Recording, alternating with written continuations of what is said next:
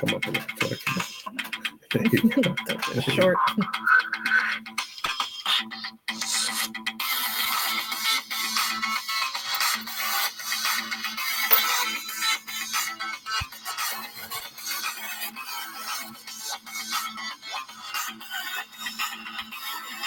And welcome to Education, Leadership, and Beyond, Surviving and Thriving.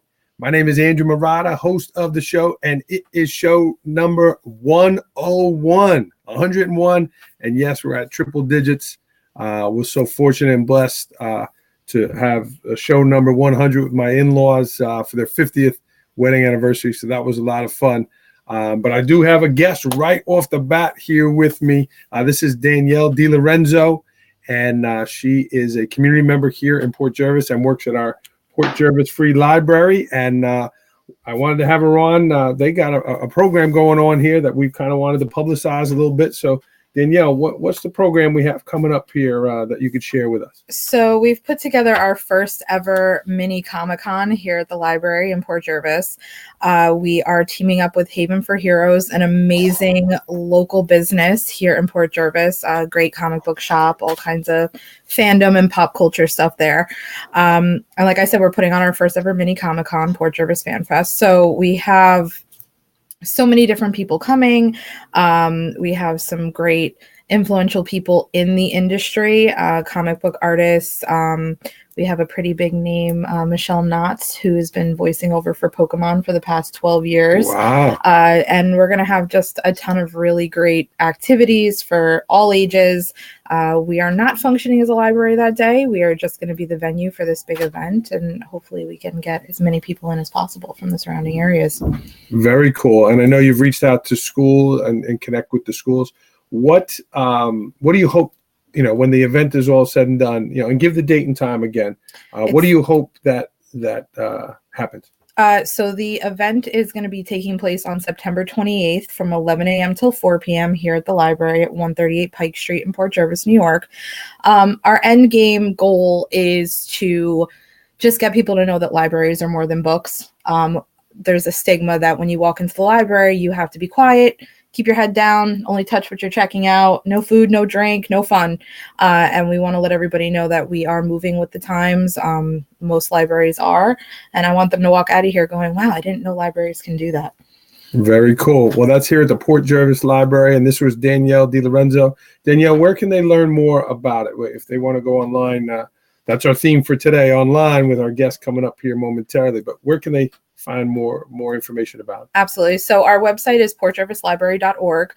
They can also follow us on Instagram, Snapchat, and Facebook. Look at you. And if you just go ahead and Google Port Jervis Fan Fest, a ton of results come up. We're listed in a couple newspapers and on a bunch of different websites. So all the information is there. Very cool. Thank you, Danielle. Thanks for popping in here. Absolutely. All right. I will talk to you after the show. All right, everyone. Again, this is show 101 and a little commercial for an event here in Port Jervis.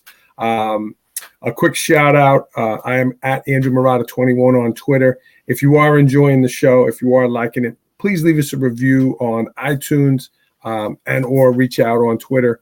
We're enjoying it, and we're happy to get to 100 and continue to meet amazing guests. And I am going to welcome in today's guest, who I'm very much looking forward to talking with and getting to know more. And we are going to pop her in right there. And there she is, everyone. This is Carol Hernandez from Stonybrook University. Carol, welcome to Education, Leadership, and Beyond.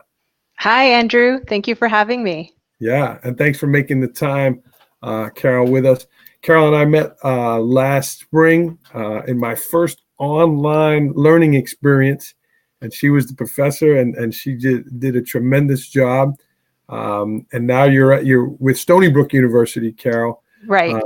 Why don't you tell us a little bit about your educational journey? I know you as a professor, but tell me a little bit about your background to open the show. Sure. So I'm officially not a professor. I'm an instructional designer, and so I work with professors and I help them with their teaching. And sometimes that means using technology to teach, but really my focus is on their teaching and their pedagogy. because as you may know, a lot of our professors are very well trained in their discipline. So you can have a PhD in your discipline. That doesn't necessarily mean that you have training to teach. So you might need some support. For example, you might need some help with writing learning objectives or help in assessing the learning that students are doing in your class. You might need some support with creating engagement with students or active learning exercises. So that's where I would come in, and people that do this kind of work, instructional design. Great. And Carol, tell me, like, what does that conversation look like? You go into a professor's classroom or their office and you begin to talk about how you can support them and how you can help them. What does that conversation look like? So actually it works the other way around. A lot of times they will come to us. We have a space on campus. It's called the Center for Excellence in Learning and Teaching. And we actually have a faculty commons, and it's like this awesome lounge. We have coffee and we have technology and we have, you know, audio, video conferencing tools, light boards, smart boards. We have everything. Wow. And so that is a space for faculty to drop in anytime that they need support or just coffee and just want to talk. So a lot of times they'll come in and they'll say, for example, my students aren't really engaged. They're just kind of sitting there and they're not really talking or making comments, and I want them to be more active. And so what can I do? And so you want to start with looking at what are the learning outcomes? What is it that you want students to walk out with? What learning should they be able to master while they're in your course? And we start looking at that and start thinking of different activities that you could do that would align with those outcomes. So for example, just some quick ones like think, pair, share, a 1 minute paper. So these are things you can do in class, in person with students to get them talking to the person next to them, to maybe think about, what they're hearing, what they're learning, and sort of sharing with each other. The 1 minute paper could be, write for 1 minute, tell me what you're hearing from this lecture or what you're hearing from this reading that you were supposed to do. And, or tell me questions that you still have, the muddiest point, what's the muddiest point? And all of those activities are aimed at getting students to physically do things, to kind of show what they know, but also to show what they don't know, where they're still foggy. So these are the kinds of conversations I have with faculty, and a lot of it is me listening to the faculty member to find out what they need for their students.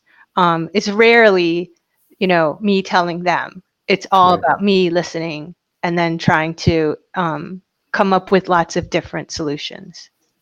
That's awesome. And that's awesome that Stonybrook does that for their professors. And you're talking about face-to-face stuff, classroom stuff. You and I met through an online experience. Tell me your background in that. Was that the first time you've done online? How did you get, teaching online? Because it was about, you were teaching us how to teach online, which is what our course was. Right. So let's see. I started taking courses for my master's degree here at Stonybrook. And at the time, I think this is still the case, the program I was in, you could take a class, you could take it in person, or you could take it online. You had a choice. Mm-hmm. And that's actually where a lot of higher ed is going. They're realizing that technology is just one tool, and it doesn't necessarily have to be all online or all in person. It can be a mixture of all of those things. Mm-hmm. Because really we need to reach students where they are. And so many students in higher education are working. They have families, they're working, they are taking care of their parents, they're doing so many things and trying to advance in their careers and get the education. So we're understanding that and trying to meet them with technology. So in my previous position, I was also doing instructional design for faculty at a university, and that's how I met Andrew. So in my position, we had created a 2-week online asynchronous workshop for faculty. And at that university, it was required. So if you wanted to teach an online course or a blended course, it was required that you get this training. And so myself and my colleagues in instructional design, we created this 2-week workshop, and we taught it as if it were an online course. And the idea there is to have faculty experience a good online course, a well-designed, well-facilitated, live, asynchronous course. Asynchronous means that they are logging in at a time that works for them. Mm-hmm. So I'm not requiring them to be online at a certain time. So it means different place, different time. So they're in their home. So for example, Andrew, I think you're in Westchester County? Orange County, close, a little County. more north. Yeah, Orange County, New York. Yep. Right. So you're in Orange County, I'm in Suffolk County. And we aren't necessarily, we're not in the same place. We're not in the same room. And we're not logging in at the same time. And yet we were able to create a community, a sense of community, a sense of collegiality, a welcoming atmosphere, but also rigorous. I hope, I hope it was a good experience for you. And what our mission is to have faculty experience that, so then they understand how they will teach. Because there's a lot of assumptions about teaching online, and so for example, it's easy, it's lonely, it's too much work, students just click, there's a lot of cheating, there's so many assumptions, and so yeah. It would be not useful for me to sit and lecture. It's much better for you to experience it on your own, because then you can take those experiences and translate them into what works for you and your students. Well, and if that was the goal, Carol, you hit the mark. You really did. It was my first experience, and I had all of those assumptions. I believed those, and you made it so personal. You made it so user-friendly. It was so clear, and it really changed my mindset. And that's why we're here today, because I said, wow, how did you do that? How did you make online learning? I felt like I knew you when we were done with the course. How did you do that through the use of technology and virtually, without us ever meeting until here on the podcast today? Right. So it's actually, thank you. I'm glad that you had a good experience, and I'm glad that I could be here today to talk a little bit about it. So really, it's about pedagogy. It's really about good teaching practices, and there's a research, a ton of research on using technology for your teaching goal. So it's not the technology; it's really how you use it. So basically, there's research on instructional design. Instructional design really came from the military.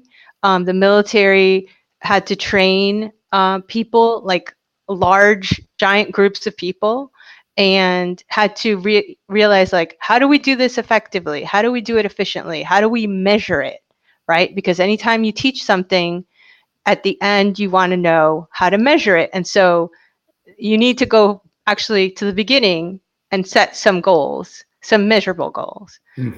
So really,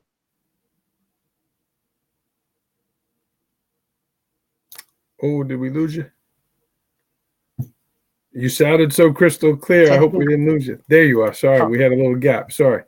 So you and your audience, I think, are really in the best possible place to use your teaching expertise and start incorporating maybe like a little bit of technology. I feel like you don't need to go crazy, maybe just use one or two tools that are going to help you reach students where they are. And if you're interested in teaching online, I think the best idea is to take something online and experience it yourself. Maybe take a few different things, ask around and find out what are the good online courses. And, once you have experienced it, I think it's easier then to try it yourself. So yeah, it's hard to really explain. It's something Yeah. you need to experience. I agree with that 100%. And Carol, you mentioned some of the myths, right, about teaching online, being online. What are some of the things about, or what advice would you give to someone taking a course online? Because again, I learned, and you were very nice to me when I needed a little pushing there. But what advice would you give to someone that is going to take that course online? So a few things.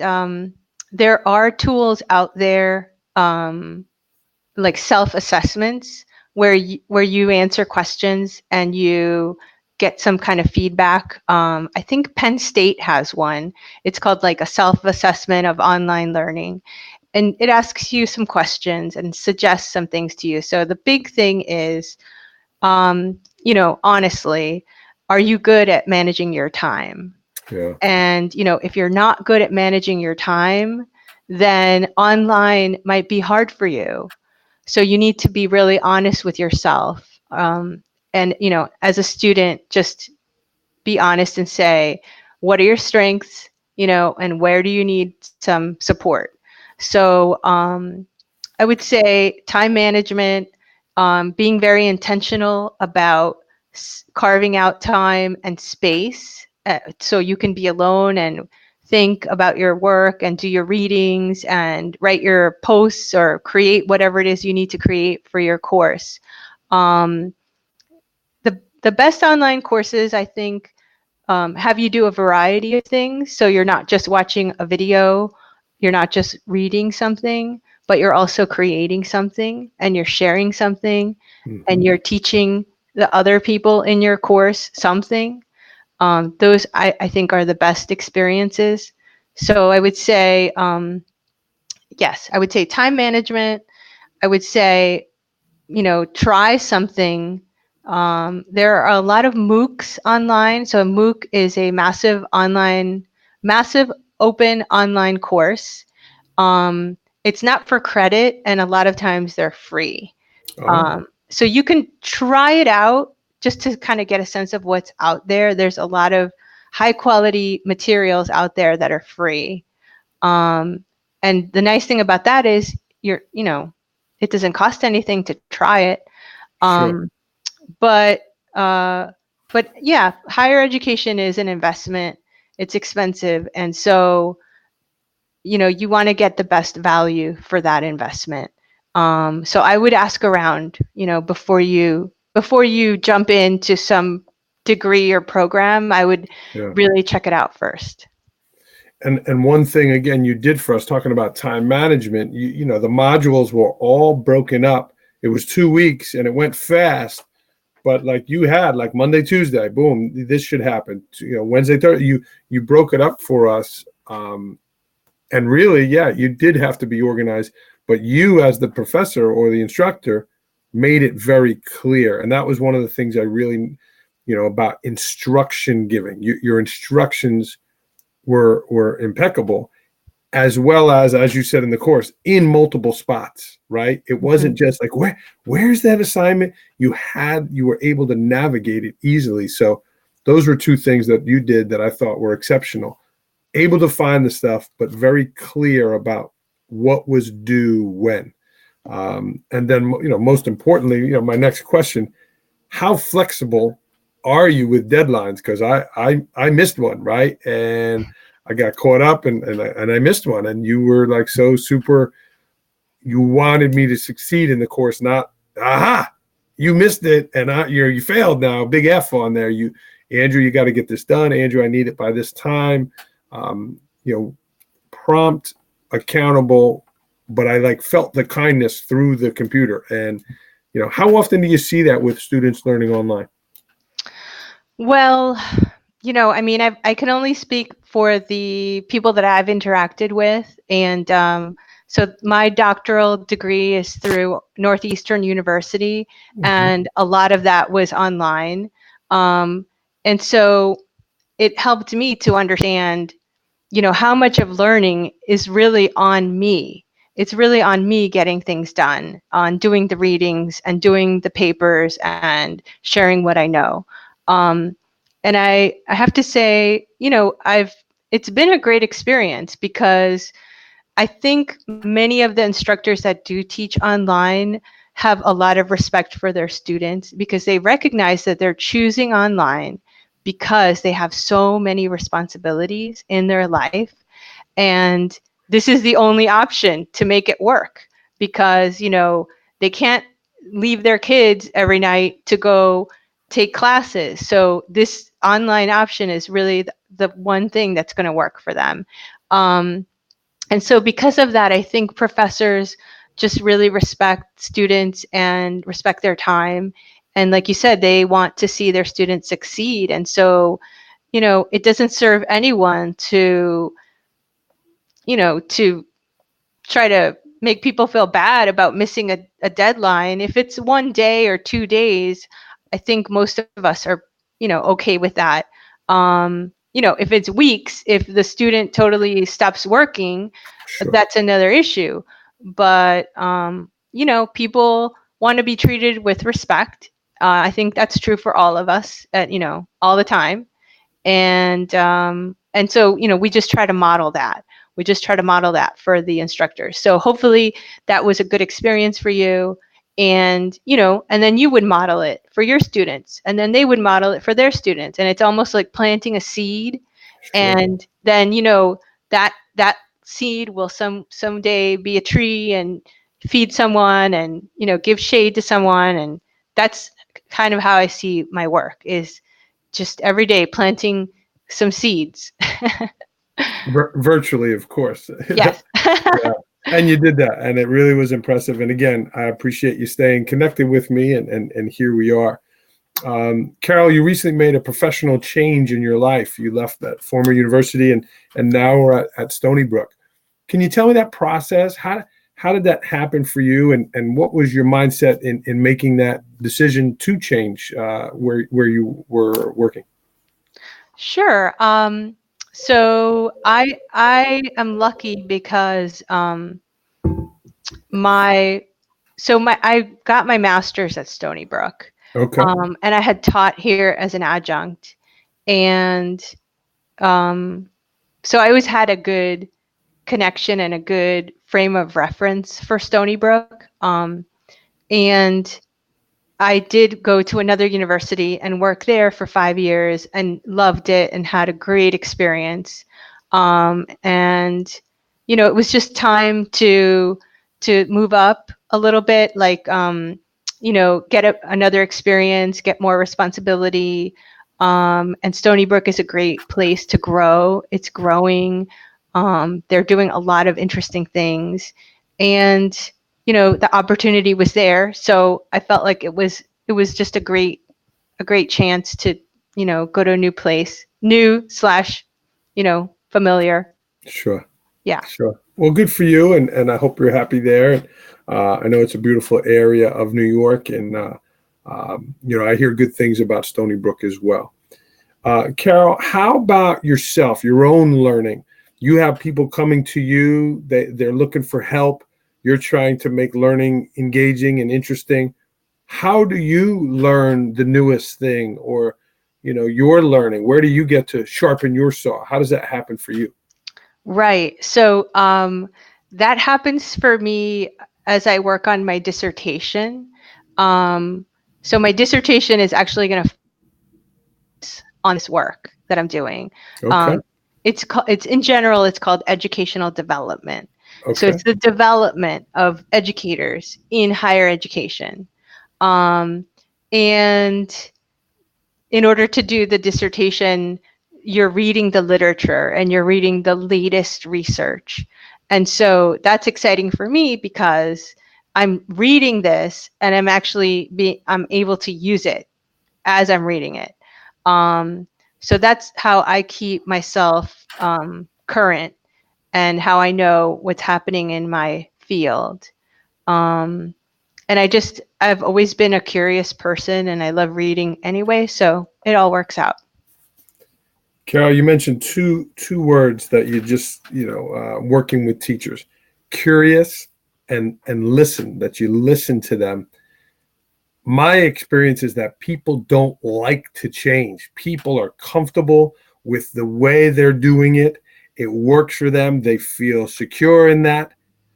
People are coming to you for help. How do you get them to step outside that comfort zone and say, well, give this a try? It's good they're coming to you because that means they want the change, they want the help, but how do you get them to actually do it? Um, a lot of times the faculty that do come to see us, I guess you're right, they're self-selecting. They're already interested in making a change. And what I always say is, making small changes can have a big effect. So you don't need to change everything you're doing. If it's working, that's wonderful. But if there's one specific thing, one specific goal that you would like to make a change in, then let's think about what can we tweak, basically. So, I would say the people that are coming to us because they want to make some kind of change. But we also, we reach out. So we'll reach out with workshops, with webinars. We've got the faculty commons where they can pop in for coffee. That's free. And just knowing that there's support. So, I guess being available, giving things away. So giving templates. So for example, we have a syllabus template. So if you're a new instructor and you don't have a syllabus, or you know that your syllabus needs work, we'll just give you a template, and basically it shows you how to make it work. The course site. So if you're going to teach online, we can provide you with a template of a course site. So that gives you a place to start, so you're not starting from scratch. And so what ends up happening is that sometimes people will come to us for one specific thing, but then they'll build a relationship with us and they'll know that they can come to us for other things. And so that relationship grows, and then we do more work together. So it's just goodwill, basically. We try to be of service, and that seems to help. That's great. And it sounds like a real community, builder. Carol, one of the initiatives that I'm trying to do in my school is have teachers see other teachers. I don't want to use the word observe because people get, they're observing me, they're critiquing me, but to see them, right? Mm-hmm. Have you had the experience where a teacher is doing, or professors using a technology or a tool really well, and you could say, hey, I want Joe to come watch, Kathy, because she's an expert? And does that happen? Do you help facilitate that relationship as well? Yes, absolutely. So our department holds a colloquium every year, and our mission is to bring faculty together so they can see other faculty. And really our role is to be the facilitator. So it's not so much about me telling people what to do, but me saying, hey, look at this professor, they're doing something amazing. And, this professor is doing something amazing, and sort of just hosting it so that those conversations can happen. And in that same spirit, for example, the course that you took, that was one of the things we were aiming for, is that you would connect with other faculty and learn from each other. So that's always, that's a good instructional design best practice, having people learn from each other versus not just the top down learning. Correct. Yeah. And you did that because we had to read each other's posts and comment. So not only were you absorbing it, you were also giving feedback. And it was a great experience. It was a great practice. Do you find that in your conversations about Twitter? I mean, that's how I feel about Twitter. I'm learning and more each day and following people and getting great tips and feedback. Is that your feelings about Twitter as well? Do you encourage people to get on Twitter, that kind of stuff? Well, I think, Twitter is a tool, and, a tool can be used well, and then the opposite can be true as well. Sure, So sure. I'm on Twitter. I use it to connect with other scholars, so other researchers, and a lot of times they'll say, "Hey, I've got a paper, read my paper," and I follow. There's a specific area that I'm following. So yeah, I think it's useful. Sometimes I go on Twitter and I'll see things that maybe I don't find useful. So I'll just ignore it, or, I'm not following that. Sure. So I think it depends. I think it depends on how you use it. What are you looking for? But yeah, I have found a lot of really useful people and research. So yeah, it's been good. Cool. Well, I'm going to get to it, but I want to make sure I ask you what is your Twitter handle, Carol? And because a lot of our listeners are Twitter users as well. So what is that? It's at Carol, CAROL _ ed _ dev, DEV. Okay. For development. Very cool. All right, Carol, we are at that point of the show. It is the rapid fire portion of the show. It's the fan favorite. These are fast moving questions. The answer that pops right to your head. Are you ready? No, I'm kidding. Yeah. Okay. He's Long Island. They're always ready. Last book you read? The last book I read was called Polishing the Mirror by Ram Dass. RAMDASS. Happy with it?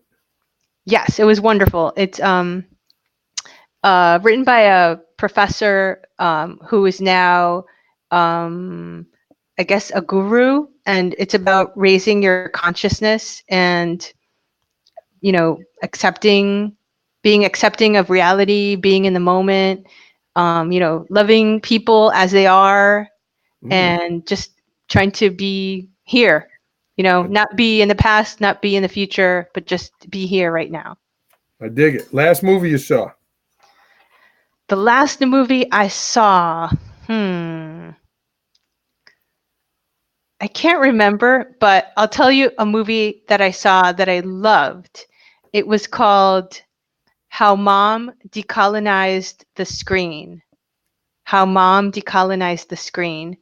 And it was a documentary about a woman filmmaker in New Zealand, and her name is Murata Mita, Mita. Her first name is my last name? Oh, no, it's Merata. Okay. Murata. Yeah. Okay. Yeah, it was great. Awesome. Favorite place to travel? Favorite place to eat? Let's see. Travel. Oh, travel. To travel. Oh my goodness. I don't travel anywhere. A lot of traffic in there. I was recently at a conference in Madison, Wisconsin, and Madison was beautiful. Yeah. It was beautiful, and people were friendly, and the food was wonderful. So I would recommend Madison, Wisconsin. You have some cheese? Probably. I don't remember. I mean, we didn't go out for cheese exactly, but we were at a conference right at the University of Wisconsin, Madison. Yeah. So that's right downtown, and so we did try out some of the restaurants, and it was wonderful. Cool. Greatest challenge in your work? Greatest challenge in my work. I mean, I wish I could do more faster. I feel like that's a challenge. And since I'm new, I'm still sort of learning the organization. So, I guess it's a little bit in the beginning when you're new somewhere. It seems like you're moving a little slowly because you're still learning things. Like Sure. you're learning, where is something? Where is HR? Where is, where do I get my business cards printed? You're sort of wandering around. It's kind of like when you're new in a school, like it's your first day of high school and you're sort of wandering around with your schedule and you don't know where you're going. I kind of feel like that. So people have been really kind and really helpful. And, I know that it's just a kind of a learning curve and that I'll get up to speed eventually. Sure. A pet peeve of yours, something that gets under your skin just a bit. Pet peeve. I don't know. Is it like, sorry? You seem pretty easygoing. Yeah, well, I try to be. I'm sure that's not true, but I try to be. I guess I just try to think that not take anything personally. So anything that happens, I just say, it's not personal and it's not about me necessarily. I just try to not get upset about things. If you had a billboard with a message on it, what would that message be? That message would be, I guess I would say, be here now. Be here now. Just think about now, right now. What's the best thing you could do right now? Awesome. I love it. How about something that's been a challenge for you professionally that, took some time and was a hurdle for you? Well, I mean, I think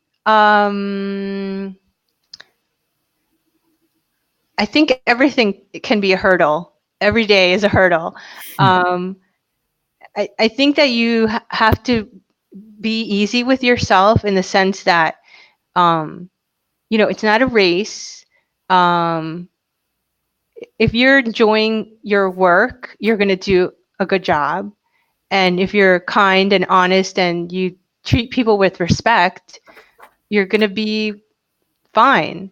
So maybe the hurdle was learning that, I've been working for a long time and I think now I appreciate my work more. Maybe when I was in my 20s, I think I was really in a rush and I was really, trying to get somewhere, and I think now I've become a little more patient. That was very well said, Carol. I know you're trying to get situated there at Stonybrook, so I'm going to guess on your short-term goal. But how about a long-term goal? 3 to 5 years. What's a long-term goal that you have? So, I mean, I have to finish my dissertation. That's definitely in that time period. I hope it's sooner than 3 to 5 years. And I would like to take my research and turn it into a book. Because my interest is in educational development, but specifically the lived experiences of Hispanic or Latinx or Latina women doing educational development in higher education. So the Hispanic women demographic is growing really quickly in this country, but it's still it's really underrepresented in higher education and all the professions. So it's a group that has huge potential, and I feel like it's just not getting much attention. So I would love to serve that group. So that's definitely within my goal of, reaching out to that group, helping them tell their stories, helping them feel that they belong in higher education and they belong, in places of leadership. So that's one of my long-term goals. Another beautiful answer, Carol. And I wish you great success in that. And if I could help you at all, my book journey was fantastic, and I'm working on my second one. And I'd love to have that conversation with you. And if you are watching, if people watching live here, if you are watching, let's reach out to Carol and try to help her support her in that. How can people get in touch with you, Carol, that have watched this or want to maybe get involved with that movement or learn more about online learning? Sure. Well, one quick way would be through Twitter. Mm-hmm. So through my Twitter handle. Mm-hmm. I am on Facebook, but I hardly ever look at it. So I probably wouldn't be the best way to reach me. All right. And hopefully they won't turn us off as we're on Facebook now. No, I'm just kidding. Yeah. Okay. But if they wanted to contact you directly, how could they do that? Is Twitter the best way? Do you want to share an email? What would be the best way? Yeah, I would say Twitter is the best way. All right. And that was at Carol_ED_DEV. Yes, that's correct. Very cool. All lowercase? I think it's the C is capital, Okay. the E is capital, and the D is capital. Okay. All right. Well, this was Carol Hernandez, everyone, at Stonybrook University. You did a wonderful job here on the program, and really, that message of kindness and supporting other people really came through with what you had to say, Carol. So I'm very grateful to have you on the show. Great. Thank you so much for having me, Andrew.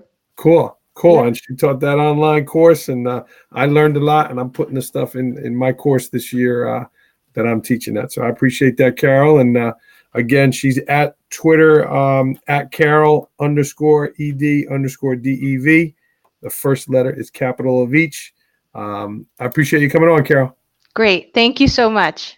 All right. We're going to get this music queued up, and we will say goodbye to Carol Hernandez. This was show number 101, Education, Leadership, and Beyond. I am Andrew Murata signing off. I am at Andrew Murata 21.